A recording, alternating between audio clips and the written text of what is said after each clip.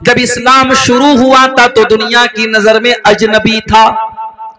इस्लाम पर अमल करने वाले, जब शुरुआत में इस्लाम आया तब भी उसके ऊपर अमल करने वाले दुनिया की नजर में अजनबी थे। वसयऊदु कमा बदा गरीबा, और आगे चल करके फिर ऐसा दौर आ जाएगा जब इस्लाम पर अमल करना मुश्किल हो जाएगा।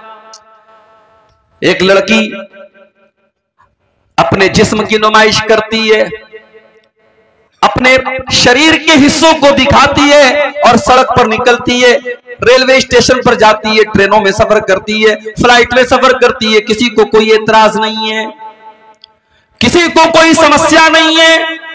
अपने पूरे शरीर को दिखा रही है, एक्सपोज कर रही है, किसी को कोई समस्या नहीं है। एक मुसलमान लड़की नकाब में कॉलेज में चली जाती है, पर्दे में यूनिवर्सिटी में चली जाती है, उसके ऊपर बवाल किया जा रहा है, उसके ऊपर एतराज किया जा रहा है, उस पर छींटाकशी की जा रही है, उसको बुरा भला कहा जा रहा है, उसको उकसाया जा रहा है। बदाल इस्लाम गरीबा, अल्लाह के नबी फरमा रहे इस्लाम जब शुरू हुआ था तब भी इस्लाम पर अमल करने वालों को बहुत सारे ताने मारे जाते थे, और आगे चल करके इस्लाम पर अमल करने वालों को फिर से ताने मारे जाएंगे।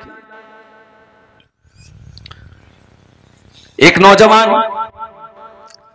अपने दामन को गुनाहों से बचा रहा है, किसी से कोई नाजायज ताल्लुक नहीं है, शादी अभी नहीं हुई है, अपने आप को गुनाह से बचा रहा है, तो लोग क्या कहते हैं कि ये तो बहुत बैकवर्ड है, ये तो बहुत पिछड़ा हुआ है, इसको तो जमाने के रंग ढंग भी नहीं पता है। दूसरा नौजवान ज़िनाकारी में पड़ा हुआ है, बदकारी में पड़ा हुआ है, चार चार लड़कियों से फोन पर बातें कर रहा है, लड़कियों को घुमा रहा है, और दुनिया की नजर में वो बड़ा चालाक है, बड़ा मॉडर्न है, बड़ा होशियार है। मेरे प्यारे साथियों, जो अपने दामन को गुनाहों से बचा रहा है, अल्लाह के नबी फरमाते हैं बदाल इस्लाम गरीबा, इस्लाम पर अमल करने वाले दुनिया की नजर में अजनबी बन जाएंगे। और जब ऐसा दौर आ जाए तो अल्लाह के नबी क्या फरमाते हैं, फतूबा लिल गुरबा, हो लोगो तुम दीन पर अमल करते रहना, तुम्हें ताने सुनने पड़े तो तुम सुन लेना, तुम्हें गालियां सुननी पड़े तो तुम सुन लेना, तुम्हें लोगों की बातें सुननी पड़े तो तुम सुन लेना, तुम दुनिया की नजर में अजनबी बन जाना, मैं तुम्हें जन्नत की खुशखबरी सुना रहा हूं। फतूबा लिल गुरबा, अल्लाह के नबी उनको तूबा, तूबा जन्नत का एक नाम है। अगर आपके घर में बच्ची पैदा हो, बच्ची का नाम तूबा रख सकते हैं। तूबा ये जन्नत का एक नाम है। अल्लाह के नबी ने जन्नत की खुशखबरी सुनाई कि उन लोगों को जन्नत की खुशखबरी सुना दो जो दीन पर अमल करने की वजह से जमाने की नजरों में अजनबी बन जाए। हम उस दौर से गुजर रहे हैं मेरे भाई, और याद रखो ये दौर कोई नया दौर नहीं, नबी के दौर से चला आ रहा है ये दौर। याद करो अपने नबी की सीरत, जब आपने सफा की पहाड़ी पे चढ़ करके कहा था अय्युहन्नास क़ूलू ला इलाहा इल्लल्लाह, ओ लोगों तुम ला इलाहा इल्लल्लाह कह दो तुफ्लिहू, तुम कामयाब हो जाओगे, व तमलिकुल अरब वल अजम, तुम अरब व अजम के मालिक बन जाओगे। आपने दुनिया को तौहीद की दावत दी तो क्या लोगों ने आपको फूल का माला पहनाया? नहीं नहीं। लोगों ने शाबाशी दी? नहीं नहीं। बल्कि लोगों ने आपकी मुखालफत की, आपको बुरा भला कहा, और सबसे पहला एतराज करने वाला आपका अपना चचा अबू लहब था। जब आपने लोगों को तौहीद की दावत दी तो अबू लहब ने क्या कहा था, तब्बल्लक या मोहम्मद अलिहाजा जमातना, ऐ मोहम्मद तेरे लिए बर्बादी हो, तूने हमें इसलिए यहाँ पर बुलाया था, तू हमें हमारे बाप दादा का मजहब छोड़ने की बात कर रहा है, तू हमें अपने माबूदों को छोड़ने की बात कर रहा है। सबसे पहला रोड़ा बना था अबू लहब। और एक बात बताऊं, अबू लहब का नाम अबू लहब क्यों पड़ा? लहब के माने अरबी में होते अंगारा। अबू लहब बहुत गोरा चट्टा था, वो फेयर एंड लवली नहीं लगाता था, फेयर एंड हैंडसम नहीं लगाता था, वो नेचुरल गोरा था, बहुत खूबसूरत था। इतना गोरा था कि उसका नाम पड़ गया अबू लहब। इतना गोरा, इतना खूबसूरत कि अंगारे की तरह वो चमका करता था। मगर उसका अंजाम क्या हुआ मेरे भाइयों? कुरान में अल्लाह ने पूरी सूरत नाजिल फरमा दी, तब्बत यदा अबी लहबिन व तब मा अगना अन्हु मालुहु व मा कसब। अबू लहब के दोनों हाथ टूट जाएं, अबू लहब बर्बाद हो जाए। मा अगना अन्हु मालुहु व मा कसब, न उसका माल उसके कोई काम आया, न उसकी कमाई उसके कोई काम आई। व इम्राअतुहु हम्मालतल हतब, और अल्लाह ने फरमाया कि उसकी जो बीवी थी जिसका नाम उम्मे जमील था, जो लकड़ी उठा करके लकड़ियां ला करके चुन चुन करके लाया करती थी और अल्लाह के नबी को बुरा भला कहा करती थी, अल्लाह ने उसकी बीवी की भी मजम्मत की, उसकी भी बुराई की, उसके ऊपर भी लानत फरमाई। फरमाया वम्रातुहु हम्मालतल हतब फी जीदिहा हब्लुम मिन मसद, उस अबू लहब की बीवी की गर्दन में अल्लाह ताला कयामत के दिन रस्सी डालेगा, वो भी जहन्नम की आग में डाली जाएगी। मेरे प्यारे साथियों, पता ये चला कि दुनिया में कोई खूबसूरत अगर है, कोई हैंडसम है, कोई बहुत स्मार्ट है, बहुत गोरा चट्टा है, अपनी खूबसूरती पर नाज न करे, अपने चेहरे पर नाज न करे। अल्लाह ताला खूबसूरती को नहीं देखेगा।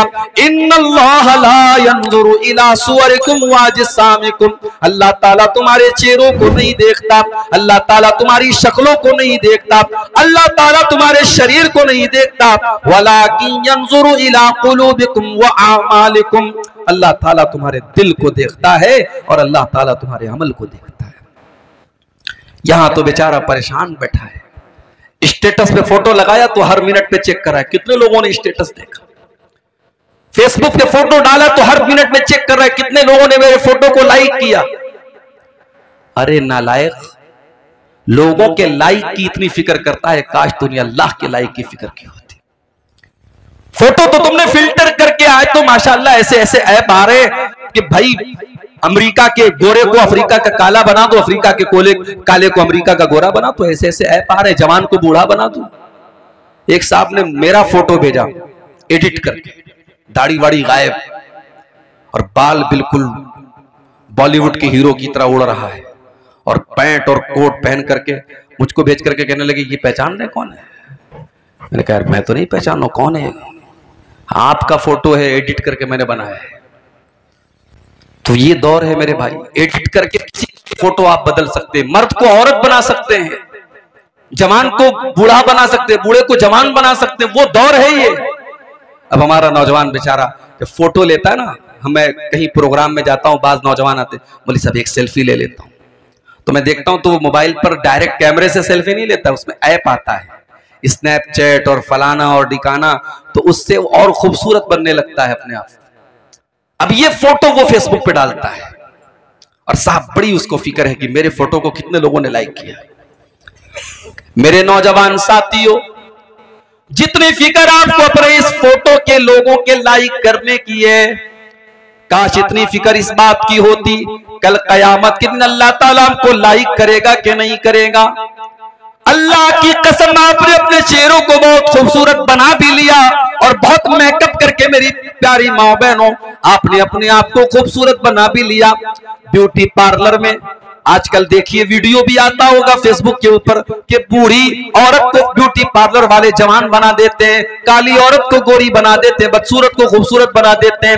आपने ब्यूटी पार्लर में जाकर के अपनी बदसूरती को खूबसूरती में तब्दील कर भी लिया, अपने चेहरे को खूबसूरत बना भी लिया, मगर माफ करना मेरी बहनों और माफ करना मेरे भाइयों, अगर आपका दिल खराब है और आपका अमल सही नहीं है तो कल कयामत के दिन आपका अंजाम और हमारा अंजाम क्या होने वाला है। अल्लाह कुरान में फरमाता है ववुजूहु यौमइज़िन अलैहा ग़बरा तरहकुहा क़तरा उलाइका हुमुल कफ़रतुल फ़जरा। कयामत के दिन कुछ ऐसे भी लोग आएंगे जिनके चेहरे काले कलूटे होंगे, जिनके चेहरों पर अल्लाह ताला तारकोल पोत देगा, उनके चेहरे बड़े बदसूरत हो जाएंगे, बड़े भयानक हो जाएंगे। वो दुनिया में बड़े हैंडसम रहे होंगे, बड़े स्मार्ट और बड़े खूबसूरत रहे होंगे, मगर कयामत के दिन उनके चेहरे बड़े बदसूरत बना दिए जाएंगे। ये कौन लोग होंगे? फरमाया उलाइका हुमुल कफ़रतुल फ़जरा, ये वो लोग होंगे जो अल्लाह का इनकार करने वाले, उसकी शरीयत का इनकार करने वाले, ये हराम खाने वाले और गलत काम करने वाले और नाजायज काम करने वाले और अल्लाह को नाराज करने वाले काम करने वाले होंगे। दुनिया में इंसान फेसबुक चला रहा है, मोबाइल चला रहा है, कोई गलत चीज देख लिया, अब डर भी है कि माँ के हाथ में लग गया, भाई के हाथ में लग गया तो देख न ले, तो क्या करता है, डिलीट कर देता है। ब्राउजर पे कोई चीज देखा, डिलीट, व्हाट्सएप की चैटिंग डिलीट, फेसबुक का मैसेंजर की चैटिंग डिलीट, सब डिलीट कर दिया। दुनिया से आपने सब डिलीट कर दिया। मेरे प्यारे भाइयों, जो अल्लाह ताला का डाटा रिकॉर्ड हो रहा है, अल्लाह ताला के फरिश्ते तो सब रिकॉर्ड कर रहे हैं, एक एक अदा आपकी रिकॉर्ड कर रहे हैं। व इन्ना अलैकुम लहाफिज़ीन किरामन कातिबीन, मेरे किरामन कातिबीन एक एक हरकत को तुम्हारे रिकॉर्ड कर रहे हैं। यालमूना मा तफअलून, तुम जो जो कर रहे हो मेरे फरिश्तों को मालूम है। फरिश्ते सब रिकॉर्ड कर रहे हैं, और फरिश्ते तो कर ही रहे हैं। हमने मोबाइल को उंगली से टच किया, हमारी उंगली भी रिकॉर्ड कर रही है। हमने मोबाइल पर आंखों से कुछ देखा, हमारी आंखों के अंदर भी उसकी रिकॉर्डिंग हो रही है। हमने कानों में हेडफोन लगा के, ईयरपोर्ट लगा के कुछ सुना, हमारे कान भी उसको रिकॉर्ड कर रहे हैं। और कयामत के दिन आंख भी गवाही देगी और कान भी गवाही देंगे और हमारी उंगली भी गवाही देगी। अल्लाह ने फरमाया, हत्ता इज़ा मा जाऊहा शहीदा अलैहिम समउहुम व अबसारुहुम व जुलूदुहुम बिमा कानू यअमलून। कयामत के दिन जब तुम आओगे, तुम्हारी आंखें भी तुम्हारे खिलाफ गवाही देंगी, तुम्हारे कान भी तुम्हारे खिलाफ गवाही देंगे, तुम्हारे बदन की चमड़ी भी तुम्हारे खिलाफ गवाही देगी। वक़ालू लिजुलूदिहिम लिमा शहिदतुम अलैना क़ालू अंतक़नल्लाहु अल्लज़ी अंतक़ कुल्ल शै। इंसान कहेगा अपनी चमड़ी से, तू कैसे बोल रही है, तू कैसे बात कर रही है। इंसान की चमड़ी कहेगी, आज अल्लाह ने हमको बोलने की ताकत दी है, बोलने की शक्ति दी है, और आज हम तेरे करतूतों का पर्दाफाश करेंगे, तेरे पोल खोलेंगे, तेरा सब कुछ बयान करेंगे। इसकी फिक्र करो मेरे भाई। ये उंगली से जो टच करते हो उंगली गवाही देगी, ये कानों से जो सुनते हो कान गवाही देंगे, आंखों से जो देखते हो आंख गवाही देगी। और अल्लाह हिसाब नहीं लेगा, अल्लाह हिसाब तो बाद में लेगा। दुनिया में क्या होता है, रिजल्ट मिलता है स्कूल में बच्चों को, उस पर लिखा रहता है पास है कि फेल है, पास है तो कौन सी डिवीजन से पास है, कितने परसेंटेज मिले। दुनिया में ये तो नहीं होता ना कि बच्चे को ला करके एग्जाम की कॉपी दे दी जाती है, लो भाई देखो तुमने जो लिखा वो नंबर मिला, ऐसा नहीं होता। एग्जाम की कॉपी कब मिलती है, जब बच्चे के गार्जियन कहते हैं कि सर हमारे बच्चे ने तो बहुत अच्छा इंग्लिश का पेपर दिया था, आपने 100 में उसको 70 मार्क्स दिए हैं, 70 नंबर दिए, हमारा बच्चा तो कह रहा है उसके सारे जवाब सही थे। तो टीचर क्या करता है, कॉपी निकालता है और कॉपी निकाल के बच्चे के पेरेंट्स को दिखा देता है, उसके माँ बाप को, देखिए ये है आपके बच्चे की कॉपी, आपके बच्चे ने जितना लिखा था उसका उतना नंबर उसको मिल गया। कयामत के दिन अल्लाह तबारक व तआला हमारी मार्कशीट नहीं देगा, हमारी आंसर बुक देगा। वकुल्ल इंसानिन अलज़मनाहु ताइरहु फी उनुक़ी, हर इंसान का नाम आमाल उसकी गर्दन में हम लटका देंगे। वकुल्ल इंसानिन अलज़मनाहु ताइरहु फी उनुक़ी व नुख़रिजु लहू यौमल क़ियामति किताबन यल्क़ाहु मंशूरा। उसकी पूरी जिंदगी का कच्चा चिट्ठा एक खुली हुई किताब की शक्ल में उसकी गर्दन में लटका दिया जाएगा और अल्लाह फरमाएगा, इक़रा किताबक कफ़ा बिनफ़्सिकल यौमा अलैका हसीबा। मेरे बंदे ये तू अपनी किताब को खुद पढ़ ले, अपनी आंसर बुक को खुद देख ले, तू क्या करके आया है, तूने क्या क्या गुनाह के काम किए, क्या तूने अच्छे काम किए, सब रिकॉर्ड कर लिया गया है। ये तेरी किताब है, तू खुद हिसाब करके बता दे तुझे कितने नंबर मिलने चाहिए, तुझे पास होना चाहिए या फेल होना चाहिए, तुझे कामयाब होना चाहिए या नाकाम होना चाहिए, तुझे जन्नती होना चाहिए या जहन्नमी होना चाहिए। ये है अल्लाह ताला का सिस्टम मेरे भाई। हम दुनिया की खूबसूरती पर इतरा रहे हैं, नहीं मेरे भाइयों, कयामत के दिन अल्लाह हमारी खूबसूरती नहीं देखेगा, अल्लाह हमारा अमल देखेगा, हमारा तकवा देखेगा। हजरत बिलाल कौन से खूबसूरत हैं, हजरत बिलाल कोई दुनिया के स्टैंडर्ड के हिसाब से कोई गोरे चट्टे भी नहीं, कोई खूबसूरत भी नहीं है। वो तो हबशा के रहने वाले हैं, उनका रंग तो काला है, वो तो काले हैं, मगर उनका मकाम क्या है मेरे प्यारे भाइयों। इतनी मीठी आवाज हजरत बिलाल की है कि जब अल्लाह के नबी खाने काबा को फतह करते तो कहते हैं बिलाल इस खाने काबा की छत पे चढ़ के तू अजान दे। और दुनिया ने देखा कि जिस खाने काबा के अंदर 360 बुतों को रखा गया था, उसकी छत पे खड़े होकर के बिलाल हबशी अजान देते हैं और लोगों को नमाज की दावत देते हैं। बिलाल का ये मकाम है कि अल्लाह के नबी जब मेराज के सफर पे जाते हैं, आप कहते हैं कि मैंने अपने आगे जन्नत में किसी के चलने की आवाज सुनी, मैंने किसी के पैरों की आहट की आवाज सुनी, मुझे बताया गया कि ये हजरत बिलाल के कदमों की आहट है। जब आप दुनिया में तशरीफ लाए, आपने पूछा कि बिलाल तू कौन सा ऐसा अमल करता है कि मैंने जन्नत में तेरे कदमों की आहट की आवाज सुनी थी। हजरत बिलाल ने कहा अल्लाह के नबी मुझे ऐसा कोई अमल तो याद नहीं है, हाँ एक बात मेरे अंदर है, मैं कभी बेवजू नहीं रहता हूं। पेशाब किया, लेटरिन की हाजत हुई, हवा खारिज हो गई, जब भी मेरा वजू टूट जाता है मैं वजू कर लेता हूं, और जब भी मैं वजू करता हूं मैं 2 रकात नमाज पढ़ता हूं। अय अल्लाह के नबी हो सकता है कि यही अमल हो। आपने फरमाया कि हाँ ए बिलाल यही वो अमल है जिसने तुझे इस मकाम तक पहुंचाया। यही बिलाल थे जब इन्होंने इस्लाम को कबूल किया, इनके मालिक ने उमैया इब्ने खल्फ ने इनको अरब के तपते हुए सहरा में, अरब के तपते हुए बालू पर लिटा दिया और इनके सीने पर गर्म पत्थर रख दिया और इनके ऊपर प्रेशर डाल करके कहने लगा कि ऐ बिलाल अगर तू इस्लाम को छोड़ दे तो मोहम्मद का दीन छोड़ दे, ऐ बिलाल हम तुझे तकलीफ देना छोड़ देंगे। मेरे नौजवान साथियों, बिलाल कोई बहुत पढ़ा लिखा इंसान नहीं है, बिलाल कोई खूबसूरत इंसान नहीं है, बिलाल कोई हैंडसम इंसान नहीं है, मगर बिलाल के सीने में जो दिल है उस दिल में अल्लाह की मोहब्बत भरी है, रसूल की मोहब्बत भरी है। उस अरब के तपते हुए सहरा में लेटा हुआ बिलाल, सीने पर गर्म पत्थर रखा हुआ बिलाल, सीने की चर्बी बिलाल की पिघल रही है और बिलाल के पीठ को अरब की तपती हुई रेत उनकी पीठ को पिघला रही है, मगर फिर भी बिलाल की जुबान से क्या निकलता है? अहद अहद अहद, मेरा अल्लाह एक है, मेरा माबूद एक है, मेरा रब एक है। बिलाल अपनी तौहीद को छोड़ने को तैयार नहीं है। और हमारी नौजवान नस्ल का क्या हाल है? बरेली शहर, उत्तर प्रदेश के बरेली शहर में 8 साल तक मदरसे में पढ़ने वाली लड़की फेसबुक पर किसी ने आई लव यू बोल दिया, मोहब्बत का इकरार कर दिया, उसके जाल में फंसती है और इस्लाम को छोड़ करके उसके मजहब में दाखिल होती है, उसके साथ जाके शादी कर लेती है। ये हमारी कौम की हालत है। शर्म से चुल्लू पर पानी में डूब मरना चाहिए हमें। हमको तो लगता है कि साहब ये तो अखबार में एक खबर आई है, ये सिर्फ एक खबर नहीं है, ये पूरी कौम के लिए सोचने का मकाम है मेरे भाई। और इसीलिए मैं कहता हूं कि इन मदरसों को आप हकीर मत समझो।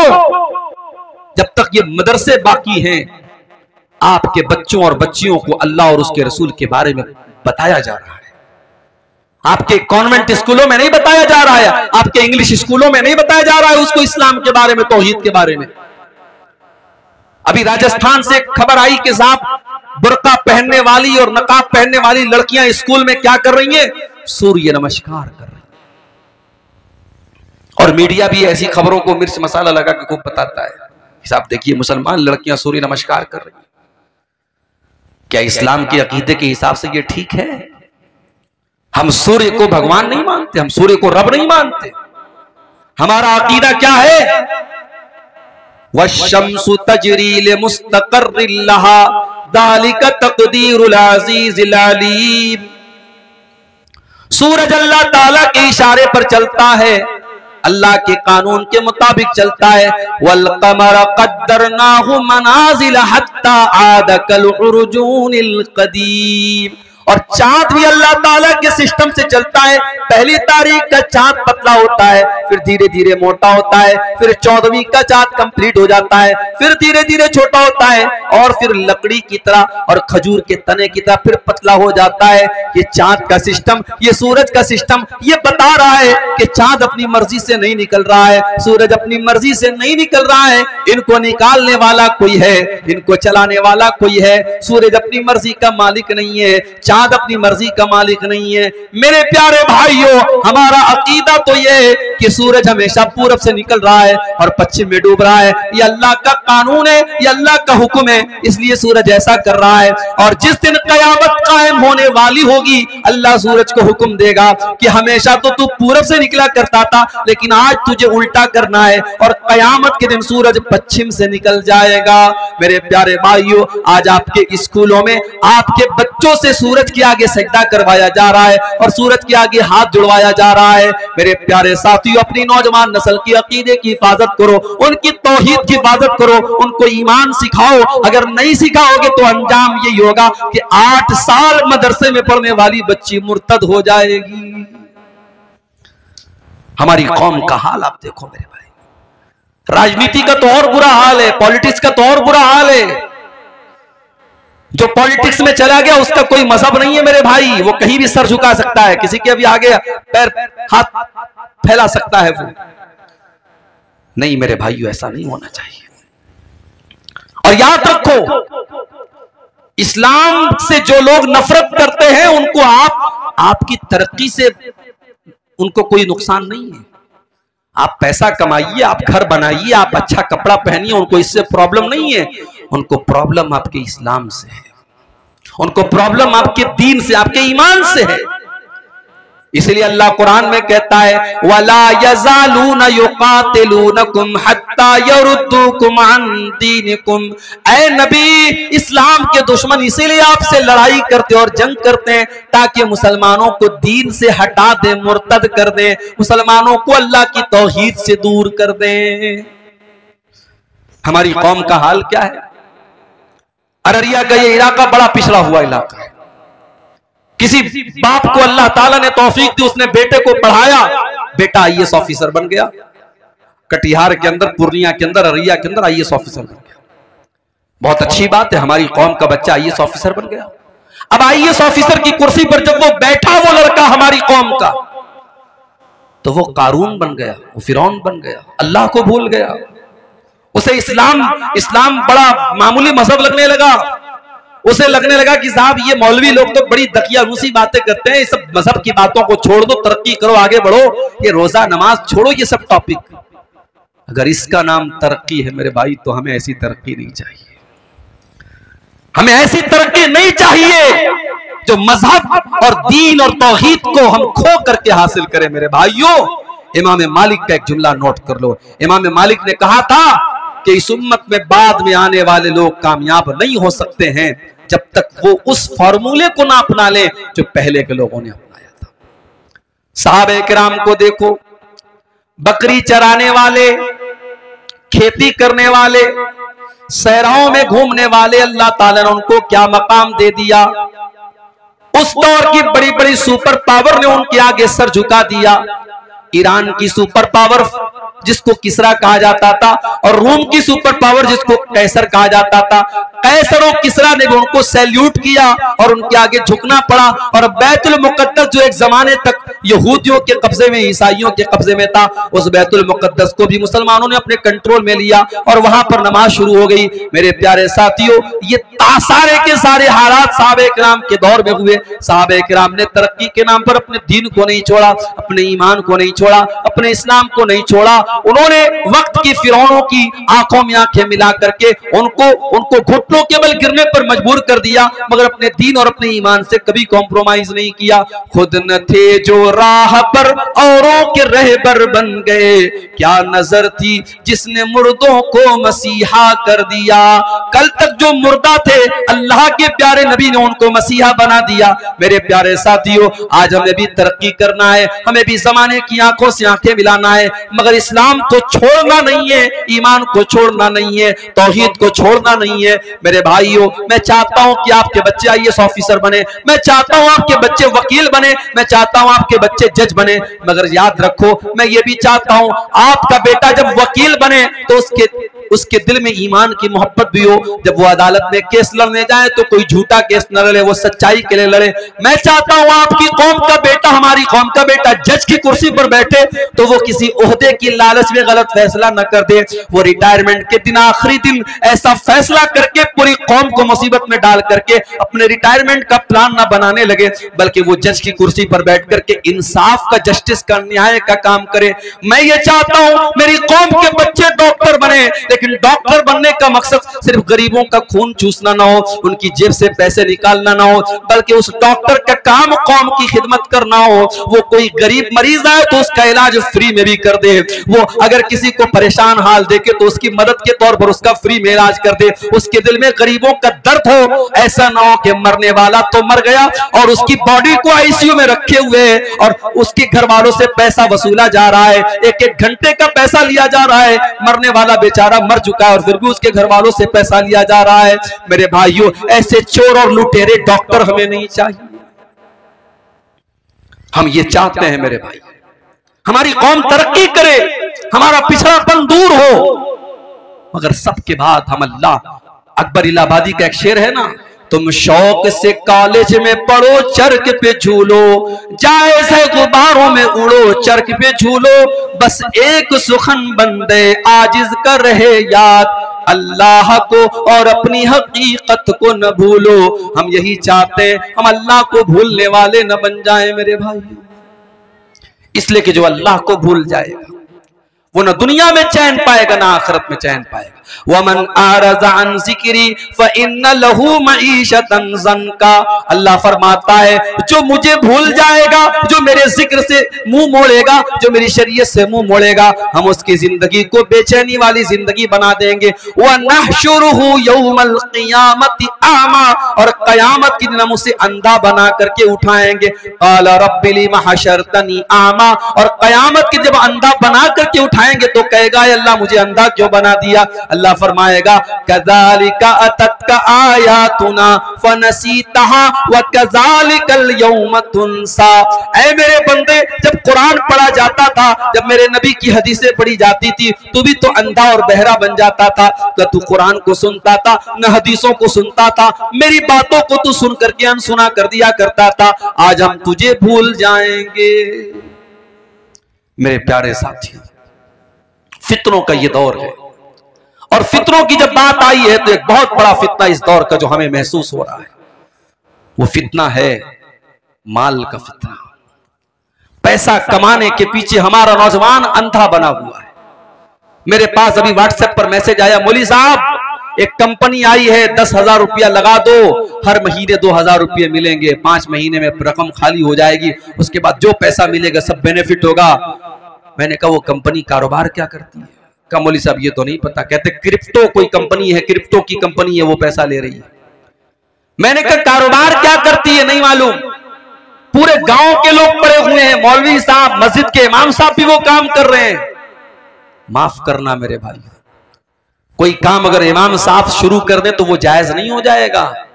कोई काम अगर मौलवी साहब शुरू कर दे तो वो जायज नहीं हो जाएगा। आपको पता करना पड़ेगा कि वो काम जायज भी है कि नहीं है। मेरे प्यारे नौजवान साथियों, कभी अल्लाह का शुक्र अदा किया करो कि अल्लाह ने हराम चीजों की तो लिस्ट बताई है, लेकिन हलाल चीजों की लिस्ट नहीं बताई है। पूरे कुरान में अल्लाह ने कहीं पर हलाल की लिस्ट नहीं बताई, हराम की लिस्ट बताई। इन्नमा हर्रमा अलैकुमुल मैतता वद्दमा वलहमल खिंजीरी वमा उहिल्ल बिही लिगैरिल्लाह। ऐ ईमान वालो, अल्लाह ने तुम्हारे ऊपर मुर्दार को हराम किया है, खून को हराम किया है, सुअर के गोश्त को हराम किया है, गैरुल्लाह का जिस चीज पर नाम लिया जाए उसको हराम किया है। हराम की तो लिस्ट बताई अल्लाह ने, लेकिन हलाल की लिस्ट नहीं बताई है। मेरे प्यारे भाइयों, आप कारोबार कीजिए, आप बिजनेस कीजिए, और छोटा किसी बिजनेस को आप छोटा मत समझिए। हमारे एक साथी थे बनारस में, जामे सल्फिया बनारस में, जहां से हमने तालीम हासिल की, वहीं से उन्होंने तालीम हासिल की। वो रहने वाले थे सूरत के, गुजरात के। आप लोगों ने कभी सुना होगा कि गुजराती लोग जो होते हैं कारोबार में बहुत आगे होते हैं, और इस पूरे भारत को भी 2 गुजराती चला रहे हैं, मालूम है ना आपको? 2 गुजराती पूरे भारत को चला रहे हैं। तो गुजराती लोग कारोबार में बहुत आगे होते हैं। तो हमारा वो जो साथी था सूरत का, उससे मेरी मुलाकात हुई 5-6 साल के बाद। तो मैंने पूछा कि भाई क्या करते हो तुम? अब भाई मौलवी लोग क्या करते हैं, कोई कहीं खुतबा दे रहा है, किसी मदरसे में पढ़ा रहा है, या बिहार में आमतौर से मदरसा खोल लेते हैं मौलाना लोग। तो मैंने सोचा शायद इन्होंने भी कोई मदरसा खोल लिया हो या मदरसा में पढ़ा रहे हो। तो कहा कि मेरे अब्बू की पकोड़े की दुकान है, हमारे अब्बू की पकोड़े की दुकान है, मैं वो चला रहा हूं, बहुत अच्छी चल रही। तो मुझे यार, मैंने कहा यार तुम मौलवी हो के पकोड़े की दुकान पे तुमको अच्छा लगता है? उसने कहा क्या बुरा है, बिजनेस है, कारोबार है, आजाद हूं मैं, मेरी अपनी दुकान है, मैं डेली जो है दिन भर दुकान पर बैठता हूं और अच्छा खासा माशाल्लाह 2000-3000 का काम कर लेता हूं और आजाद भी हूं, कहीं जाना है कोई प्रॉब्लम नहीं, किसी का गुलाम नहीं हूं, किसी की नौकरी नहीं है। ये सोच थी उसकी। तो गुजराती था। तो बताना ये चाहता हूं कि अगर आप कारोबार करना चाहें, तिजारत करना चाहें, हजारों रास्ते हैं आपके पास, लेकिन आप रातों रात अमीर बनना चाहते हैं। हमारे नौजवान को 10,000 वाला मोबाइल नहीं चाहिए, उसको 50,000 वाला आईफोन चाहिए। कमा रहा है 5,000 रुपया महीना और फोन कौन सा चाहिए? आईफोन चाहिए। और आईफोन खरीदने वाले आमतौर से क्या करते जानते हो? वो स्टेटस सिंबल है, उसको उतनी जरूरत नहीं है आईफोन की, उसको आईफोन चलाना भी नहीं आता है, मगर जब 4 लोगों के सामने आईफोन का वो जो एप्पल बना होगा वो जब दिखेगा ना, तब लोग कहेंगे कि हाँ यार इसकी हैसियत है। क्या स्टेटस के पीछे मर रहे हो मेरे भाई? ये आईफोन को तुमने स्टेटस बना के रखा है। ये महंगा कपड़ा पहन लिया, महंगा मोबाइल ले लिया, महंगा घर बना लिया तो तुम्हारा स्टेटस बहुत ऊंचा हो गया। माफ करना मेरे भाई, अल्लाह क्या स्टेटस इन सब चीजों से नहीं बनेगा। इन्ना करमकुम इंदल्लाहि अत्काकुम, अल्लाह ताला क्या अगर किसी का स्टेटस ऊंचा होगा तो उसका होगा जिसके अंदर अल्लाह का तकवा होगा। मेरे नबी की जिंदगी को देखो मेरे भाइयों, मेरे नबी का मकान भी कोई आलीशान नहीं, मेरे नबी का कपड़ा भी कोई आलीशान नहीं, मेरे नबी के घर में कोई फर्नीचर भी नहीं। आपकी जिंदगी तो ऐसी गुजरी कि अल्लाह के नबी एक चटाई पर लेटा करते थे। एक दिन आप चटाई पर से उठते हैं और आपकी पीठ पर चटाई के निशान पड़े हैं। साहबे किराम ने देखा, अय अल्लाह के नबी लवित तखज़ना लकवितान या रसूल अल्लाह, अय अल्लाह के नबी आप हमें इजाजत दे दें, हम आपके लिए गद्दे का इंतजाम कर दें, हम आपके लिए आरामदेह बिस्तर का इंतजाम कर दें। आपने क्या जवाब दिया मेरे प्यारे साथियों? जरा अपने नबी का जवाब सुन लेना। फरमाया माली वली दुनिया, ओ लोगों मेरा दुनिया से क्या लेना देना है। माना इल्ला कराकिबिन इस्तज़ल्लता तशजरतिन सुम्मा राहा फतरकहा, अरे मैं तो एक परदेसी की तरह हूं, मैं तो मुसाफिर की तरह हूं जो किसी पेड़ के नीचे थोड़ी देर हाल्ट करता है, थोड़ी देर आराम करता है, फिर अपनी मंजिल की तरफ चला जाता है। मैं दुनिया में रहने के लिए नहीं आया हूं, मेरी मंजिल तो आखिरत है, मैं आखिरत की तैयारी करने के लिए आया हूं। आज हम दुनिया के पीछे मरे जा रहे हैं। सुबह नींद खुलती है तब से लेकर रात में सोने तक एक मर्तबा भी हमारे ज़हन में आखिरत की फिक्र पैदा नहीं होती, जन्नत की फिक्र नहीं पैदा होती, जहन्नम से बचने की चिंता नहीं होती। हाय दुनिया, हाय दुनिया, हाय दुनिया। मेरे प्यारे साथियों, ये माल और औलाद भी अगर आपको अल्लाह से दूर कर दे तो ये बहुत बड़ा फितना है। अल्लाह कुरान में कहता है इन्नमा अमवालुकुम व औलादुकुम फितना, तुम्हारा माल भी तुम्हारे लिए फितना है, तुम्हारी औलाद भी तुम्हारे लिए फितना है। अगर माल के चक्कर में तुम हराम रास्ता अपना रहे हो और औलाद के चक्कर में तुम गलत रास्ता अपना रहे हो तो माल भी फितना है और औलाद भी फितना है। मेरे भाइयों, अल्लाह के प्यारे नबी मिंबर पे खुतबा दे रहे हैं, जुमा का खुतबा आप दे रहे हैं। आपके नवासे हजरत हसन और हुसैन जिनकी उम्र 4-5 बरस की है, वो दोनों मस्जिद में आ रहे हैं। 5 साल के बच्चे चलते भी है तो गिरते पड़ते हुए चलते हैं। हदीस के अल्फाज हैं हजरत हसन और हुसैन गिरते पड़ते फिसलते हुए मस्जिद में चले आ रहे हैं। अल्लाह के प्यारे नबी की नजर अपने नवासों पर पड़ी और वो दोनों नवासे लाल रंग का कुर्ता पहने हुए। पता ये चला कि लाल रंग का कुर्ता पहनना जायज है, लाल रंग का कपड़ा पहनने में कोई हर्ज की बात नहीं है। हाँ, सैफ्रॉन कलर का कपड़ा नहीं पहनना चाहिए, जाफरानी कलर का कपड़ा, वो मुशरिकों की पहचान है, वो उनका शियार है। अगर कोई रेड कलर का लाल रंग का शर्ट पहनता है, कुर्ता पहनता है, चाहे मर्द हो चाहे औरत हो, कोई हर्ज की बात। नबी के नवासे लाल रंग का कुर्ता पहन करके आ रहे हैं और अल्लाह के नबी की नजर पड़ गई।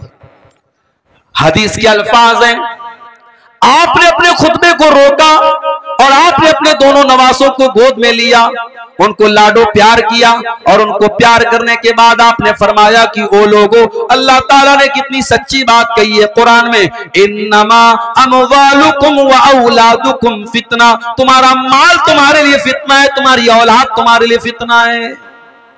अच्छा एक बात बताओ, अल्लाह के नबी ने खुतबा रोका, नवासों को गोद में लिया और ये बात कही, इसमें कितना टाइम लगा होगा? ज्यादा ज्यादा 2 मिनट लगा होगा, 3 मिनट लगा होगा, 5 मिनट मान लो। 5 मिनट के लिए अल्लाह के नबी ने खुतबे को रोका और अपने नवासों को, अपने बच्चों को गोद में लिया, तो आपने उसको फितना कहा है। और हमारा हाल क्या है? हमारा हाल तो यह कि 24 घंटे दुनिया में डूबे हुए हैं, दुनिया के लालच में पड़े हुए हैं और इस कदर लालची हो चुके हैं। अजान की आवाज आती है, 5 टाइम अजान देने वाला अजान दे रहा है, अस्सलातु खैरुम मिन नौम की आवाज दे रहा है, और हम अपनी दुकान पे बैठे हुए हैं। हमारा कारोबार चल रहा है, हमारा बिजनेस चल रहा है, हमारी दुकान बंद नहीं हो रही, हमारे कारोबार पर कोई फर्क नहीं पड़ रहा है। यानी 5 टाइम की नमाज में, फजर की नमाज तो बिल्कुल सुबह पढ़ी जाती है, अगर 4 टाइम की जो नमाज है, जोहर, असर, मगरिब, इशा, अगर चारों नमाज को अगर आपके वर्किंग टाइम में मान लिया जाए, आपकी दुकान के, आपके कारोबार के टाइम में, और एक नमाज पे आधा घंटे का टाइम मान लिया जाए, तो यानी आप 24 घंटे में 2 घंटा भी अपने कारोबार से निकाल करके अल्लाह को देने को तैयार नहीं है। जो अल्लाह आपको खिला रहा है, पिला रहा है, आपको ऑक्सीजन दे रहा है। मां के पेट में हम थे, अल्ट्रासाउंड के बगैर मां के पेट का भी फोटो नहीं आता है। अल्ट्रासाउंड जब होता है तो वो कैमरा जो होता है वो मां के पेट के अंदर रोशनी करके तब फोटो लेता है। मां के पेट में जहां रोशनी पहुंचने का कोई रास्ता नहीं है, अल्लाह तेरी कुदरत है कि तू वहां भी बच्चे का दिल बना रहा है, वहां भी बच्चे का दिमाग बना रहा है, वहां भी बच्चे की आंखें बना रहा है। और क्या मजाल है कि कोई एक आंख इधर हो और एक आंख इधर हो, एक कान यहां हो और एक कान यहां हो, पूरे बैलेंस के साथ, पूरे तवाज़ुन के साथ बच्चा पैदा होता है। आंख अपनी जगह पे है, कान अपनी जगह पे है, मुंह अपनी जगह पे है, दिमाग अपनी जगह पे है। ये अल्लाह की कुदरत देखो मेरे प्यारे साथियों, अल्लाह ताला मां के पेट में ये सारा प्रोसेस करता है। और आज हम और आप इतने बड़े नाशुक्रे हैं, उस अल्लाह के लिए हम 5 टाइम की नमाज भी पढ़ने को तैयार नहीं। इसीलिए अल्लाह कुरान में कहता है, रिजालुल्लाह तुलहीहिम तिजारतुन वला बैउन अन ज़िक्रिल्लाह, मेरे वो हकीकी बंदे और मेरे सच्चे मोमिन बंदे तो वो है, उनका कारोबार उनको नमाज से कभी नहीं रोकता है।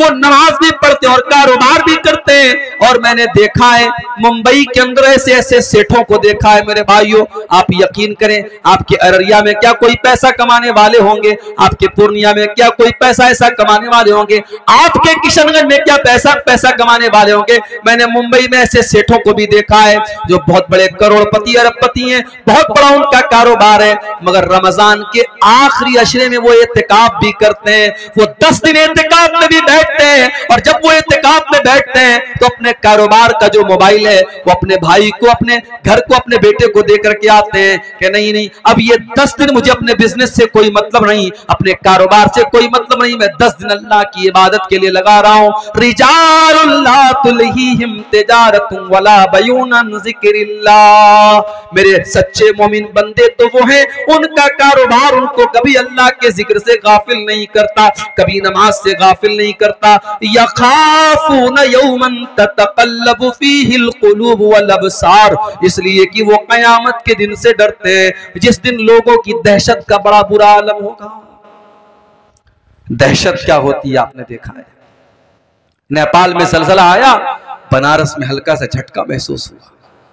मैं तो उस वक्त ट्रेन में सफर कर रहा था, सुबह मेरी बीवी का फोन आया, कहने लगी रात में जलजला आपने देखा, जलजला आया था। मैंने कहा मैं तो ट्रेन में बैठा था, ट्रेन में तो हमेशा जलजला आता रहता है, ट्रेन हिलती रहती है। कहा कि नहीं, रात में बहुत सब चीजें हिल रही थी, जलजला आया था। 2 दिन तक बनारस में लोगों के पेट मुंह से खाना उतर नहीं रहा था, लोग दहशत के आलम में थे।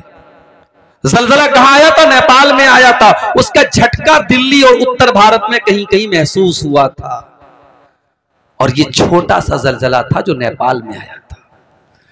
इज़ा ज़ुलज़िलतिल अर्ज़ु ज़िलज़ालहा जब वो ज़लज़ला आएगा जो सिर्फ उत्तर भारत में नहीं, सिर्फ दक्षिण भारत में नहीं, मध्य प्रदेश में नहीं, महाराष्ट्र में नहीं, गुजरात में नहीं, इज़ा ज़ुलज़िलतिल अर्ज़ु ज़िलज़ालहा, जब पूरी धरती को अल्लाह ताला हिला देगा, वो अखरजतिल अर्ज़ु अस्क़ालहा, और जमीन अपने सारे बोझ निकाल देगी।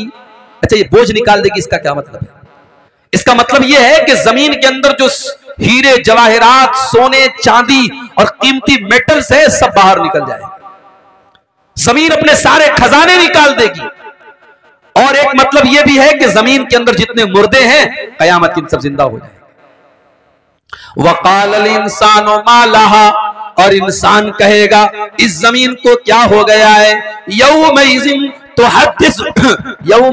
तुहद्दिस अख़बारहा, और कयामत के दिन जमीन अपनी बातें बयान करेगी, जमीन बोलेगी बिअन्ना रब्बका औहा लहा, क्योंकि उस जमीन को अल्लाह ताला हुक्म देगा बोलने का।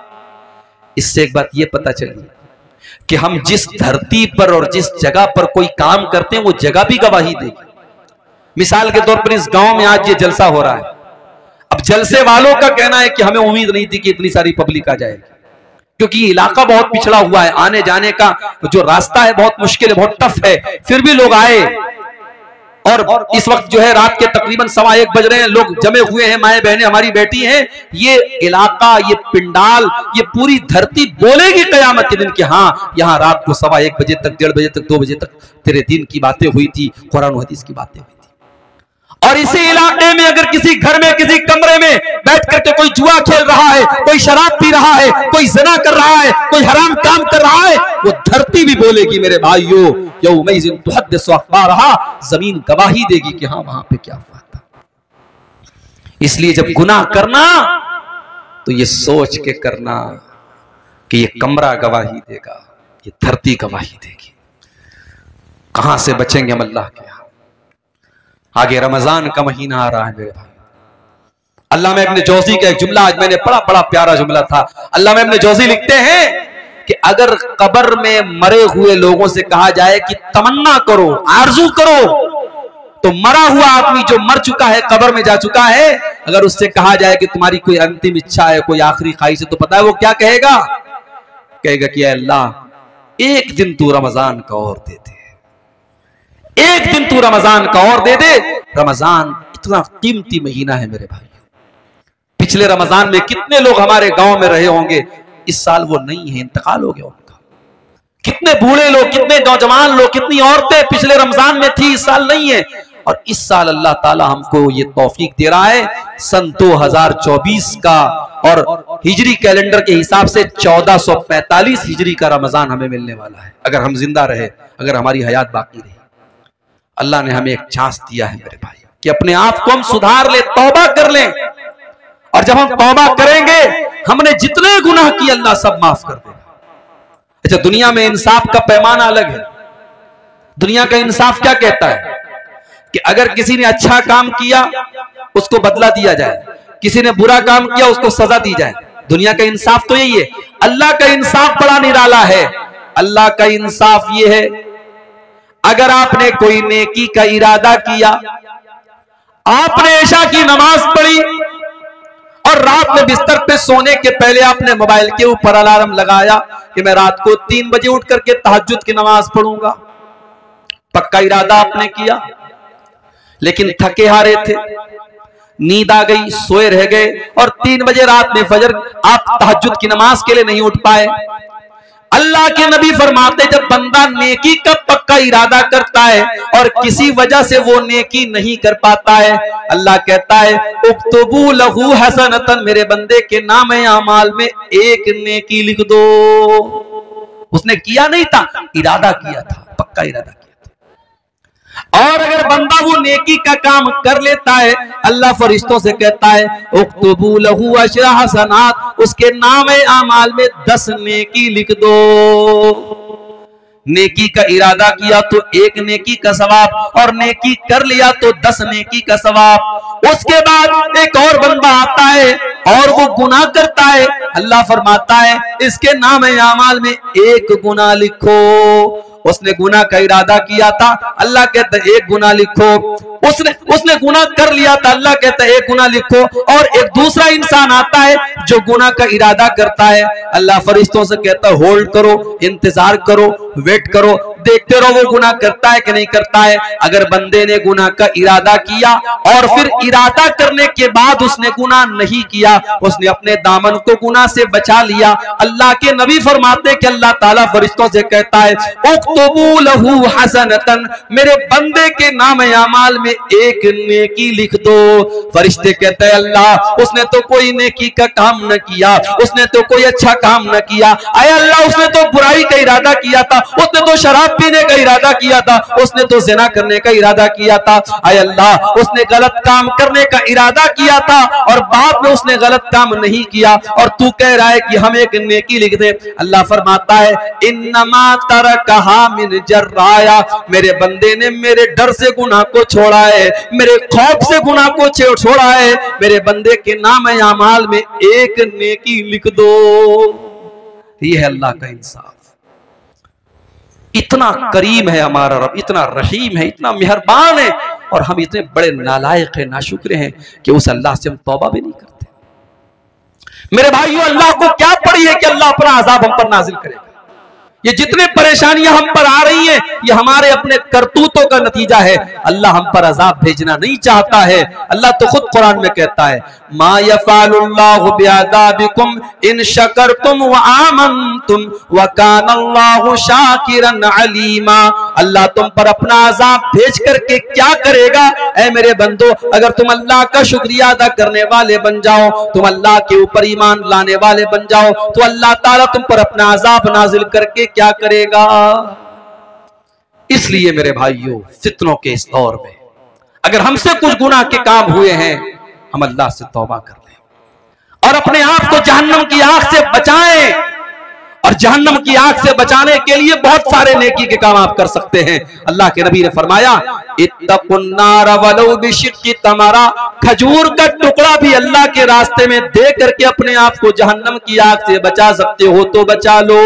ये मदरसा है, ये मस्जिदें हैं, ये दीन का काम है जहां आपसे चंदे की अपील की जा रही है। अल्लाह का शुक्र अदा करो कि आपसे चंदा मांगा जा रहा है, आपसे बाकायदा मौलवी लोग माइक पर आकर के आपसे अपील कर रहे हैं। वरना कयामत के पहले तो एक ऐसा दौर भी आएगा, अल्लाह के नबी फरमाते हैं कि सदका देने वाला सदका लेकर के निकलेगा, माल लेकर के निकलेगा और कोई उसका सदका कबूल करने वाला नहीं होगा। इतना माल लोगों के पास आ जाएगा, इतना पैसा लोगों के पास आ जाएगा कि सदका करने वाला और दान देने वाला दान देना चाहेगा और सदका करना चाहेगा, मगर उसके सदका को कोई कबूल करने वाला नहीं होगा। ये मौका है मेरे भाई, जहन्नम की आग से अपने आप को बचा लो। रमजान का महीना आ रहा है, उसमें नेकी करके और उसमें रोजा रख करके, तरावी पढ़ करके, तहज्जुद पढ़ करके, कुरान पढ़ करके अपनी मग़फ़िरत का सामान कर लो मेरे भाई। ये फितनों का दौर है, फितनों का जमाना है, और इस दौर में अपने बच्चों की भी फिक्र करो। मैं कभी कभी कहता हूं अपनी तकरीरों में कि जब पैसा दिया करो अल्लाह की राह में तो बच्चों से दिलवाया करो। अपने घर से जाओ तो औरतों को कुछ पैसा दे करके जाओ कि देखो मैं जा रहा हूं बाहर, ये पैसा तुमको दे के जा रहा हूं, ये ज़कात का पैसा है, ये सदका खैरात का पैसा है, गरीबों को दे दिया करना, कोई मांगने वाला आए तो दे देना। अपने घर की औरतों को ये सिखाओ मेरे भाई, इसलिए कि जब हम अच्छी चीजों में, जब हम बुरी चीजों में अपने परिवार को शामिल करते हैं। अभी मैं कार से आ रहा था, रास्ते में एक रेस्टोरेंट पड़ा था दरभंगा में, राधे राधे। हमारे ड्राइवर साहब भी साथ में थे। हम लोगों को भूख बहुत तेज लगी थी, दोपहर में मैंने खाना भी नहीं खाया था। ड्राइवर साहब ने कहा चलिए यहाँ पे खाना खाते हैं, बड़ा अच्छा रेस्टोरेंट। मैं गया रेस्टोरेंट में, बहुत अच्छा। कभी आपका गुजर हो दरभंगा से देखिएगा, बिल्कुल हाईवे के ऊपर है, बहुत मशहूर है वहां का रेस्टोरेंट। वहां गए तो माशाअल्लाह बड़ा साफ सुथरा रेस्टोरेंट और खाना भी एक से एक, और उसके बाद मिठाइयां भी एक से एक। तो जानते हो पहला ख्याल मेरे दिल में क्या आया? मेरे दिल में ख्याल आया कि यार ये तो फैमिली के लायक जगह है, बच्चों को लेके आने लायक जगह है, बड़ा अच्छा यहाँ सिस्टम है, निजाम है। यानी ये एक नेचुरल बात है। हम कोई अच्छी चीज देखते हैं तो हम चाहते हैं कि हमारा परिवार भी इसमें शामिल हो जाए। हम कोई अच्छी चीज खाते हैं, सोचते हैं हमारा परिवार भी खा ले। मेरे भाइयों, जहन्नम की आग से हमें अपने आप को भी बचाना है, अपने परिवार को भी बचाना है। कू अनफुसकुम व अहलीकुम नारा। अल्लाह कुरान में कहता है अपने आप को और अपने परिवार को जहन्नम की आग से बचाने की फिक्र करो, बचाने का इंतजाम करो।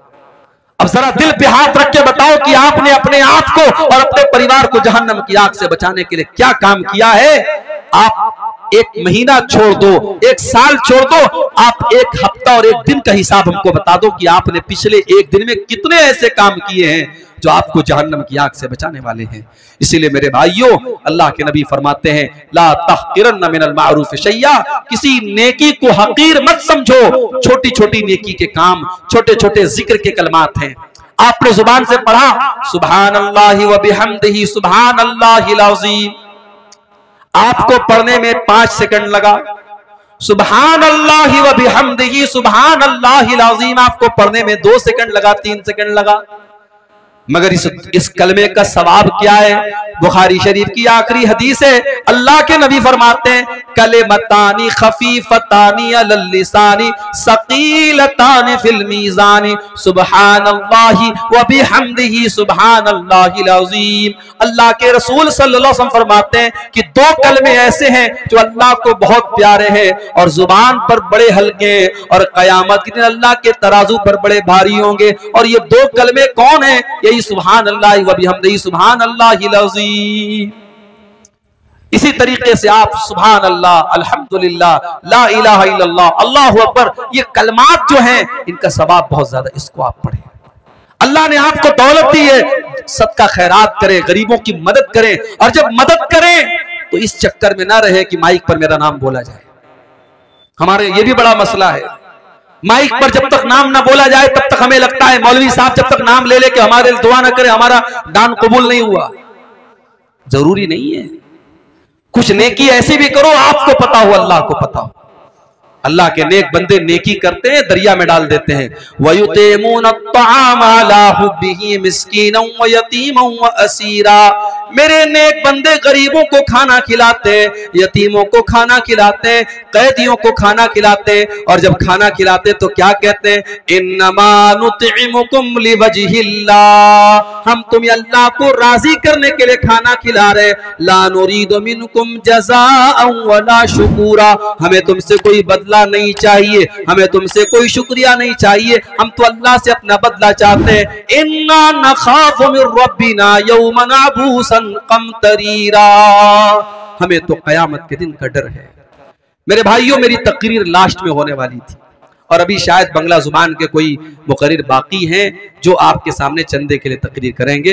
लेकिन चूंकि पब्लिक दूर दूर से आई है और जलसे वालों ने ये सोचा कि अगर बाद में मेरा नंबर आएगा तो हो सकता है बहुत सारे लोग चले जाएं, इसलिए मुझे पहले आते ही फौरन जो है 10 मिनट के बाद मुझे बुला लिया गया।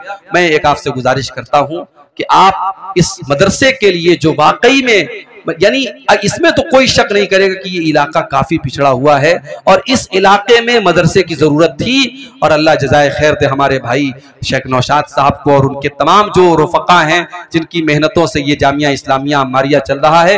आप दुआ भी करें और जाते वक्त आपसे जो भी बन सके आप ताउन करके जाएं, इस इदारे को दान दे करके जाएं। अगर वाकई में आपको दीन से मोहब्बत है, अल्लाह से मोहब्बत है, रसूल से मोहब्बत है और आप चाहते हैं कि इस इलाके के बच्चे भी कुरान और हदीस को सीखें और यहाँ की नौजवान नस्ल भी ऐसी तैयार हो जिसके दिल में अल्लाह और उसके रसूल की मोहब्बत हो, तो ये काम करके आप जाएं। मैं दुआ करता हूँ अल्लाह ताला से रब्बुल आलमीन हम सबको इस दौर में, फितनों के इस दौर में जो भी नेकी के काम हैं अल्लाह ताला उसमें हम सबको हिस्सा लेने की तौफीक अता फरमाए। रब्बुल आलमीन हमारे जिन भाइयों ने इस मदरसे में अब तक चंदे और दान दिए हैं, अल्लाह उनके दान को, उनके चंदे को कबूल फरमाए। और जो अभी तक पीछे रह गए हैं और अभी तक उन्होंने इस कार्य खैर में, इस नेकी के काम में हिस्सा नहीं लिया है, अल्लाह उनको तौफीक दे कि वो आगे बढ़ें और आकर के मदरसे में ताउन करके जाएं। आमीन। अल्लाह ताला से हम ये भी दुआ करते हैं अल्लाह इस इलाके की पिछड़ेपन को दूर करे, इस इलाके को भी और इलाकों की तरह तरक्की अता फरमाए, यहाँ के लोगों की जिंदगियों में बरकतें अल्लाह ताला पैदा करे, यहाँ का रास्ता आसान हो जाए, यहाँ की जिंदगी आसान हो जाए। अल्लाह ताला यहाँ के लोगों को अपने हिफ्ज़ व अमान में रखे, रब्बुल आलमीन हम सबको अपने हिफ्ज़ व अमान में रखे। आमीन। व आखिरु दावाना अनिल हम्दुलिल्लाहि रब्बिल आलमीन। जज़ाकल्लाह।